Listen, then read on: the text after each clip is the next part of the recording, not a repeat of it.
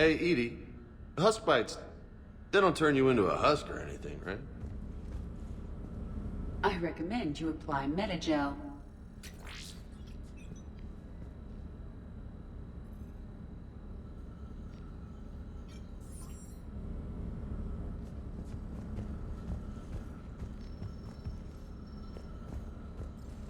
Hey, if nobody claims this thing, we could take it with us. You know, for research or, I don't know, whatever.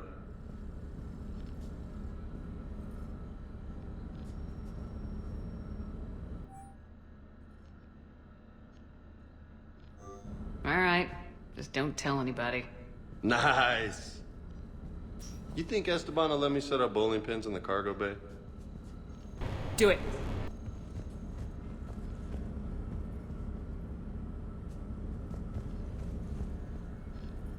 And I know this is hard, but if there's anything...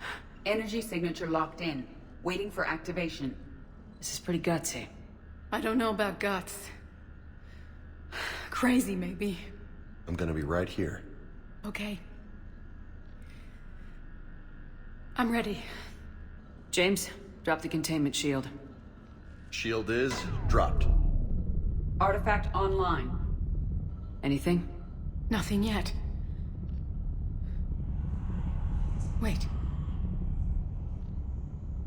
There's something.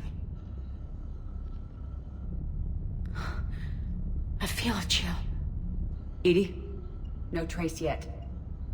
Holy hell! Signal is tracking. Maintain connection. Turn back. The darkness can't be breached. Yo! Maintain connection. Listen to me. I found you, and the Reapers are right behind me. You have brought them. You are a threat. So are you. I've seen what you can do. The war needs you. There is no war. There is only the harvest. Edie, do we have enough? Partial lock. Maintain connection to narrow the search. You heard her. We got enough. I'm hitting the shield. Belay that, Lieutenant. Signal is fading. Maintain connection. We can fight them. We can win this. The cycle cannot be broken. You're wrong. Focusing the point of origin. Maintain connection to narrow the search. I'm stopping this! Back off! Where are you? Where are you? Beyond reach. Trace complete. James! Got it! Okay. Yeah, we're good. Shit. Anne, talk to me. She's a mess. Edie, did we get it? We have a location. Hang in there. Leviathan coordinates sent to the Normandy, Shepard. I hope it was worth it. It will be. I'm taking her to Med Lab. See you back on the Normandy.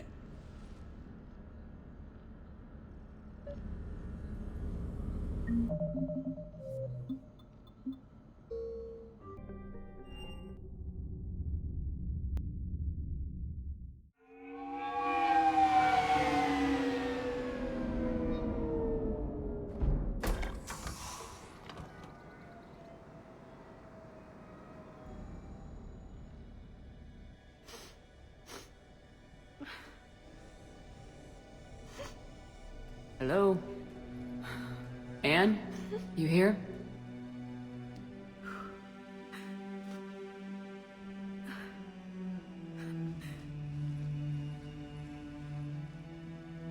Anne? Oh, Commander. Yes, I'm sorry. Just... This is hard. Of course. You alright? Yes.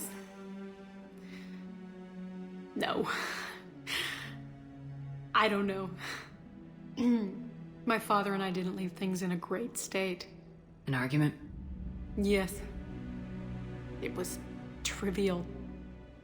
A disagreement on how to file some of the specimens. I was mad about something else. I don't remember what. And I took it out on him. So stupid. That's all right. I can come back. No, please. I'm okay. Seeing all this again? He was so obsessed. Crazy sometimes. I didn't get a chance to know him. Oh, sometimes I felt the same way. He was a great man. A pioneer. But he could be distant. I felt like an inconvenience growing up. You sound angry. I was angry. Still am, I guess. But sometimes, he was so full of stories, he nearly burst. I loved that about him. It's why I signed up for this work. I can't believe he's gone. We'll figure this out. We have to. I need to know what's on the other end of that artifact. What he died for. We need your help. You're our last chance. You're right. Let me dig into my father's work to see what I can find. Anne, you sure you're up for this? Yes. When Leviathan took control of me, I remember being somewhere cold and dark. But my father taught me to never be afraid of the dark.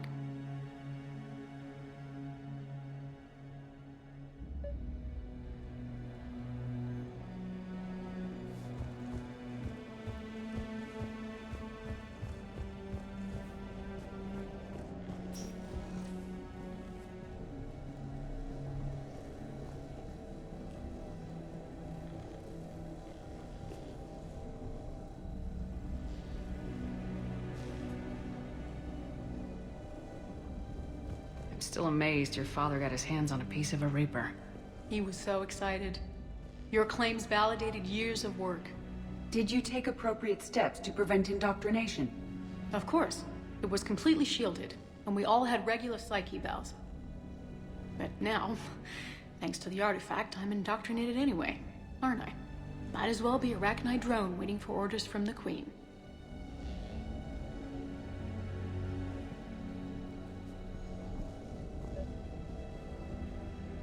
You studied the Rachni? I wrote my dissertation on them.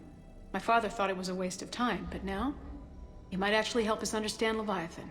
In what way? We think of the Rachni as telepathic, but there's really no such thing. At short range, the Queen uses pheromones to give orders. At long range, she uses an organic kind of quantum entanglement communicator. Whatever Leviathan does must be similar, entangling particles to stimulate neural activity. It uses the artifact to establish a connection, and then it controls the mind of anyone near it.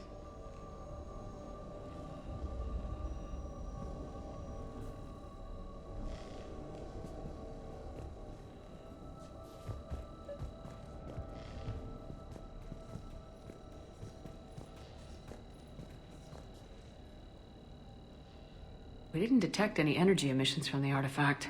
But the Reapers were able to use the artifact to trace Leviathan somehow. My theory is that most of the time, the artifact simply acts as a receiver. We'll only be able to trace Leviathan through it when it actively takes control of someone. As it did on the asteroid. Right. Unless it needs something, Leviathan doesn't bother communicating. I guess it and my father had something in common. You said Leviathan's Lola. control was Need similar a to a hand? quantum entanglement communicator, which is untraceable. Yes, but this isn't a natural QEC. Leviathan has to send a pulse through the artifact to alter your mind and create the quasi-QEC effect. And that can be traced. Right. Just like at the dig site. The Reapers were tracing the signal by activating the artifact. My father wanted to be at that dig site. He was getting too old for long digs, but he hated being stuck in the lab. He nearly missed my graduation because he was on a dig. Showed up still wearing his field gear. God, he'd have hated dying here.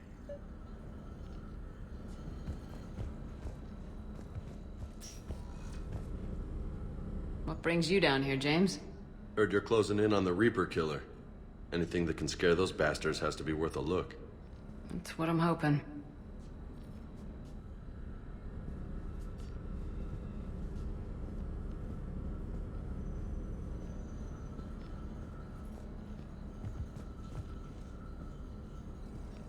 Commander, you see this thing? This is great!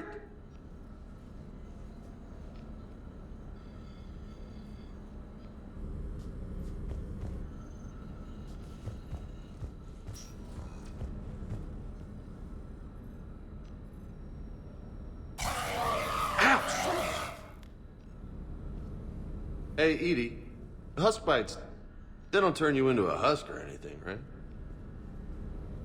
I recommend you apply Metagel.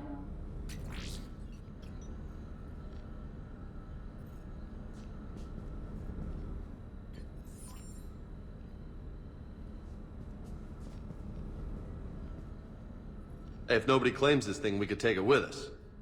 You know, for research or, I don't know, whatever.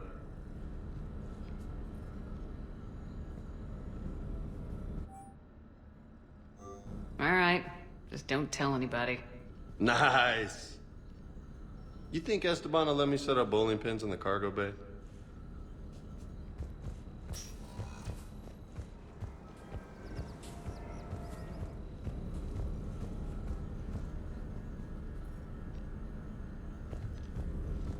And I know this is hard, but if there's anything more you can tell us.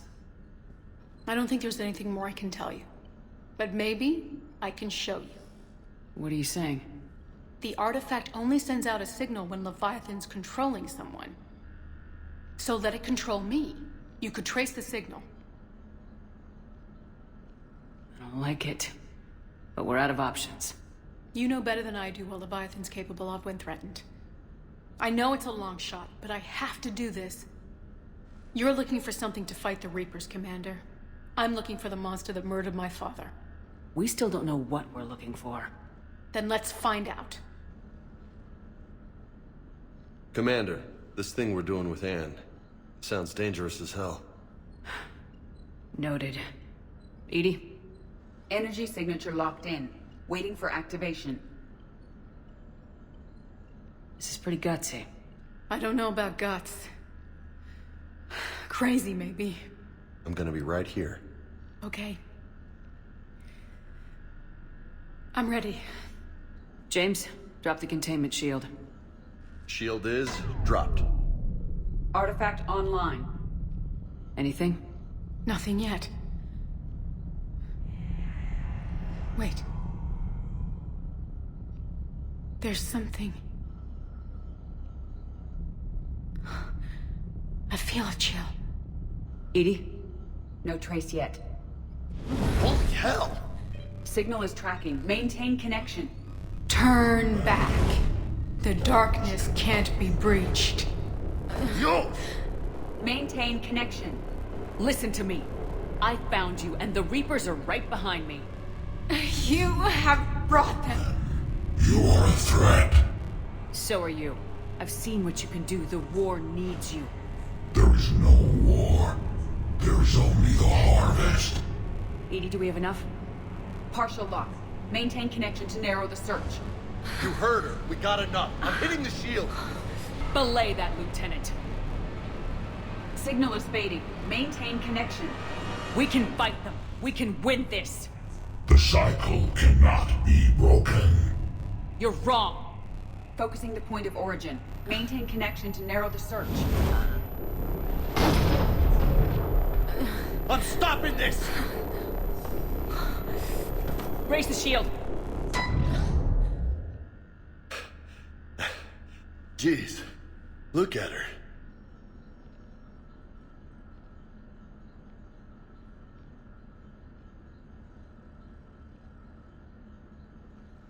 Edie, did we get anything? You want to sit rep? Are you kidding me? Look at her. Please, Lieutenant. I'll be fine. Really. Yes, Shepard. But it will take time to search. Coordinates sent to the Normandy. This better be worth it. Agreed, Lieutenant. Anything else, Anne? It was dark. Cold. I can tell you this much. Leviathan is angry. It knows we're getting close. I think it wants to kill you. Come on, let's get you some help.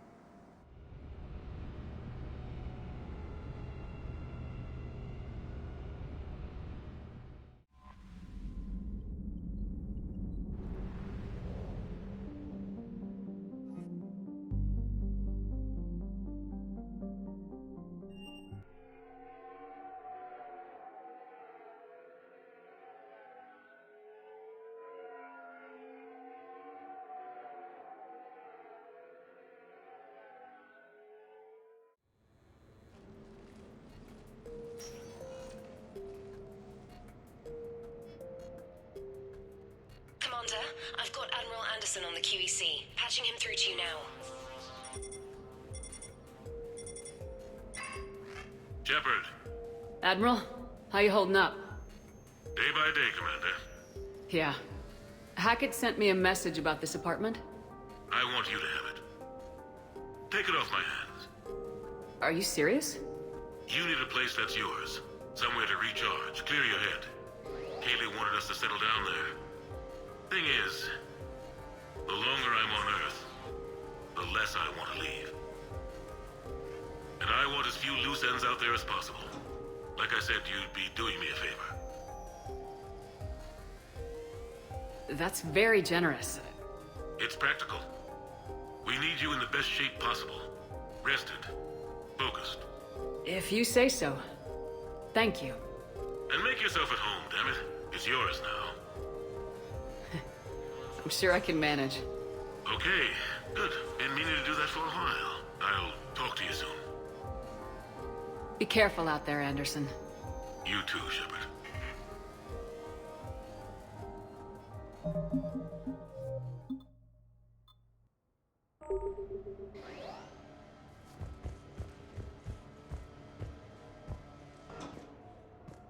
You never asked me about this, but my wife just called. My ex-wife. Nobody likes to talk about the toll that long months apart can have on military relationships. She wasn't military. You have received a new message. She couldn't handle it. But it's not even about military and non-military, damn it. It's spaceflight. Spaceflight. Finding the mass relays, miracles of engineering. Human imagination rising to meet our desires. We pay a price for that curiosity, that drive. Our relationships suffer. People we love suffer. But that's reality. And it's worth the cost. I must have thought it was. I guess I still do. In the end, you just have to hope you made the right choices.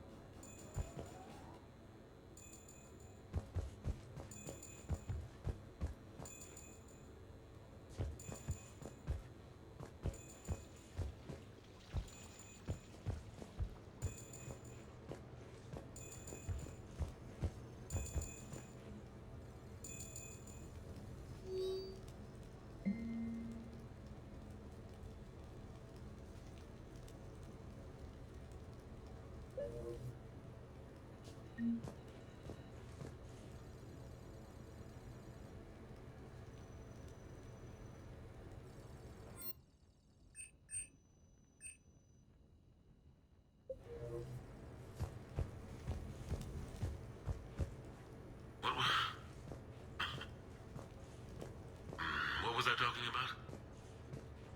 Early days, right?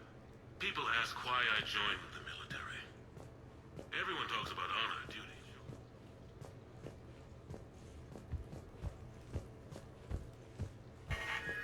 A few months ago, I had a chance to sit down with one of Earth's most decorated soldiers, Admiral David Anderson. He was kind enough to answer my questions and talk about his career. Today, the Admiral is on Earth, leading the defense of our home against the Reapers. We have no communication with him or any soldiers on Earth, but we can't forget what they're doing for us. Tonight's show is dedicated to all of the soldiers out there, fighting and dying to keep us safe. Admiral Anderson, today marks the 30th anniversary of the N7 program. Can you describe your first day of training in this now famous program? The Interplanetary Combatives Training Program is all business from day one. How so? We're given basic gear, then separated and stranded on an asteroid with no nav data. The test ends when the last person runs out of oxygen. Sounds daunting. What happens to the ones who run out of air first? Out of the program. The best N7s can survive alone, but work together to survive even longer. That's very impressive, Admiral. Deep space survival training. Oh, that has to be so difficult. All of it would take such strength of character. Well, just plain strength. But then you seem like a strong person. I'm sorry. Is there a question in there? Well, does the program make the man, or do you think you were born for this? It's a bit of both, I suppose. Every soldier reaches a point in their career, sometimes more than once, when they are asked to give more than they ever thought they could. That moment is the test. I've seen men and women, almost sure to fail, persevere long past the point of breaking. That experience changes them. Others, with all the gifts and abilities, fail in that moment. Sometimes they pick themselves up and carry on. Sometimes they're just done. What about you? What was your moment? I've had a few, none of which I'd like to share. But, I think the toughest tests are still ahead of me. What makes you say that? Call it a hunch. Soldier's intuition? Something like that. Do you trust your intuition? I mean, do you follow your heart over your mind? Well, it depends on the day. No, I suppose if I were to be honest, I do trust my instincts. The problem is, war isn't orderly. And the enemy is never predictable. Even the most experienced veteran is going to find themselves in situations they haven't trained for. In those instances, and there's more than I'd like to admit, your instincts are the only thing keeping you alive. That, and the men and women you're fighting beside. But soldiers are only as good as their leader, isn't that true? Yeah. A good leader can make an okay squad great. A bad leader, well, war tends to make examples of them. What makes a good leader, then? A good leader is someone who values the life of his men over the success of the mission, but understands that sometimes the cost of failing a mission is higher than the cost of losing those men. That's a terrible line to have to walk. Yes, it is. But war is a terrible thing. Thank you for your time, Admiral. Thank you. The remainder of this interview was to take a more personal look at Admiral Anderson's life. It wasn't finished when the Reapers invaded. We can only hope that the Admiral and the soldiers under his command survive to tell us the rest of their stories. I'm Khaleesa Al-Jilani. Thank you for watching.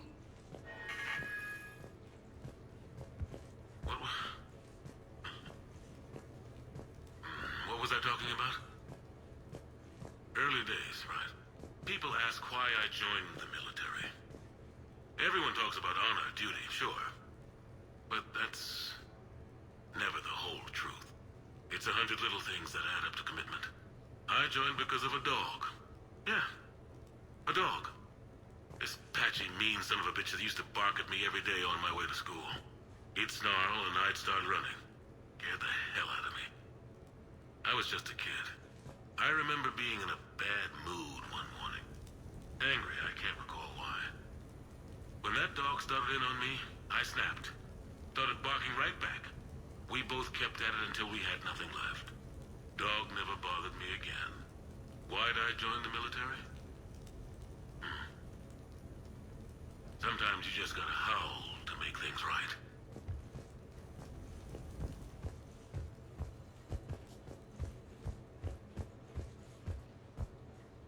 No, it's fine. I got a few minutes. First contact war? Yeah. I was there. My first real combat. First for a lot of us. I remember one night early in the war. Strapped to my seat as our transport approached the LZ. Everyone was dead silent. Just the sound of breathing. Good men. I trained with all of them. We were always joking and horsing around, but not this time. Just the rattle of the shuttle. And that heavy breathing. Everyone was thinking the same thing. We're off to fight alien invaders. Aliens. Think about that. We all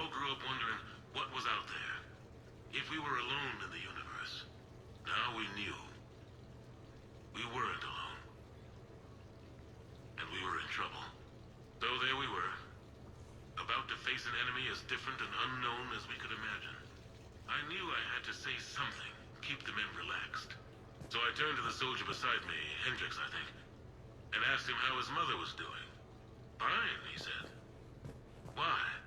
Because I heard your mama so ugly the Marines thought she was a Turian. Almost shot her. I got a few smiles. Then Hendricks turned to me and said, "Hell, Anderson, I heard it was a picture of your mama that started this goddamn war in the first place. Scared the Turians shitless." Everyone had a good laugh at that. And the boys fought great that night. Sometimes that's all it takes. A joke, a pat on the back. Just a little reminder that everything's gonna be okay.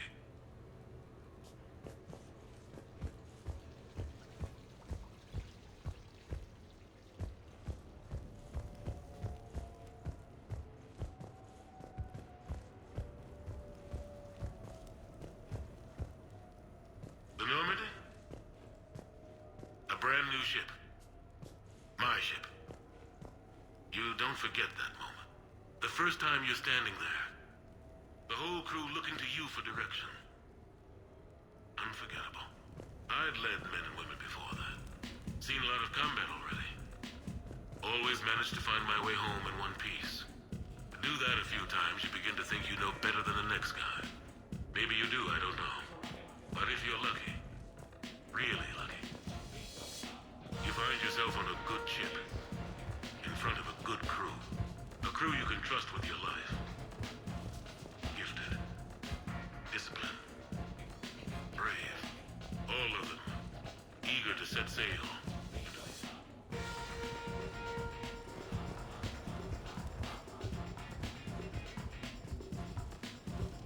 Embarrassing moments? I've got more of those than anyone will ever know. Only way to learn something. But if I had to pick one to share, I had just gotten promoted to N7. Full of myself. King of the castle.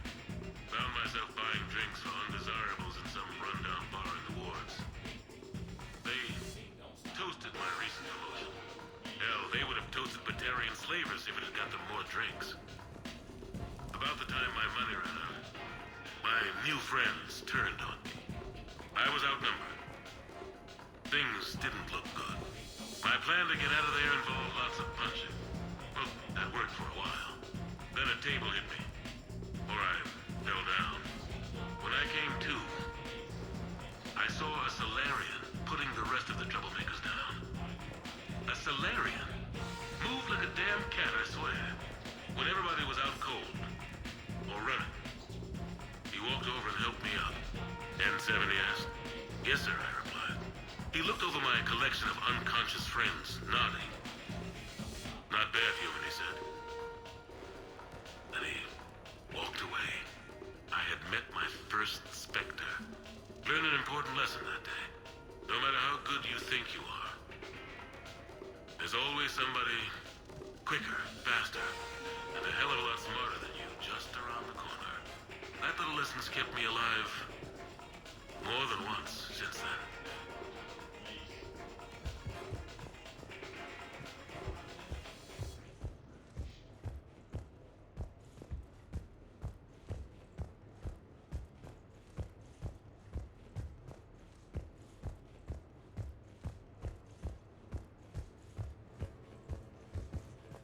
You asked me to talk about the SSV Normandy. The Normandy SR-1. As commander of the Tokyo, I was consulted on the Normandy's design and on board for her initial training exercises. The average person probably doesn't know that the Normandy was a joint project with the Turians. Acting CO, Zander, was no diplomat. She ran out of patience with Turian posturing and politicking during construction. The chief architect of the Drive Corps, Octavio Tatum, and his team of Turian engineers were in the CIC for final training exercises. Tempers flared when Zander pushed the limits of the stealth system, waiting to vent the IES well past what Tatum was comfortable with. I tried to calm the situation, but it still ended with the Turian scientist in shackles and a human Turian fistfight at Cora's den later. Funny now, when I first laid eyes on the Normandy, she was the most beautiful thing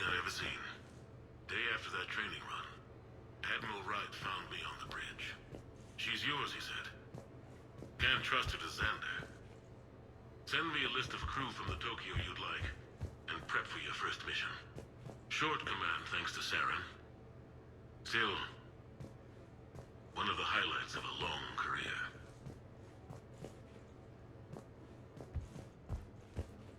You asked me to talk about the SSV Normandy. The Normandy SR-1. The Turians.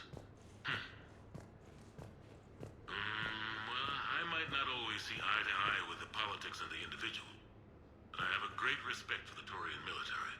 Any Alliance soldier lucky enough to take part in their training programs will certainly be better for it.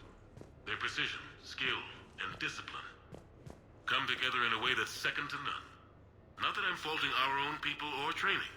It's just that after fighting Turians in the First Contact War, years later, I had the opportunity to observe and train on Palaven. It was a turning point for me. And I would encourage any soldier to try it. It's a unique experience to put yourself in the squad of a Turian commander. My commander was an uncompromising bastard named Bartux Oryx. If you can find him, just ask how the platoon I commanded was trounced in his strategy game. Humbling. But I've used what I learned that day many times. The xenophobes will have their say. But I think it's vital that we do more of this kind of cross-species training. There you go. And if you do find General Oryx, let me know. I owe him money.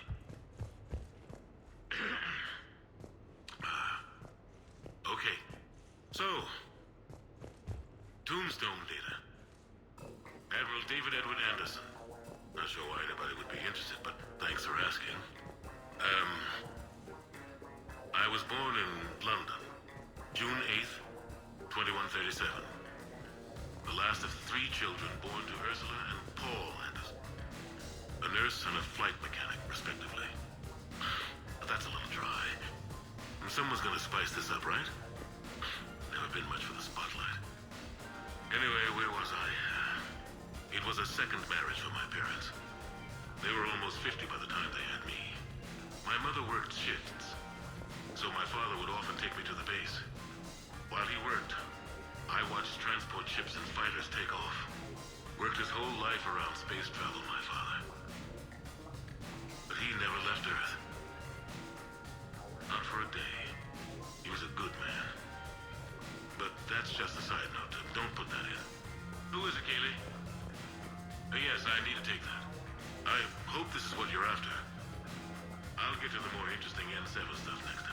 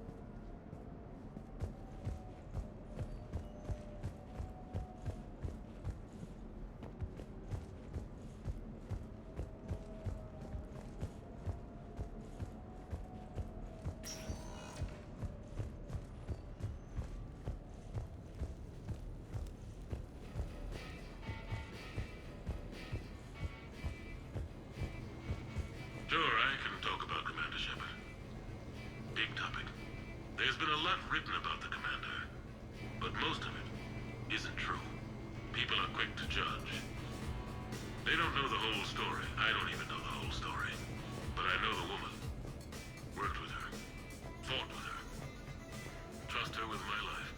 Shepard's had some rough patches. Who of us hasn't? She's been forced to fight a lot of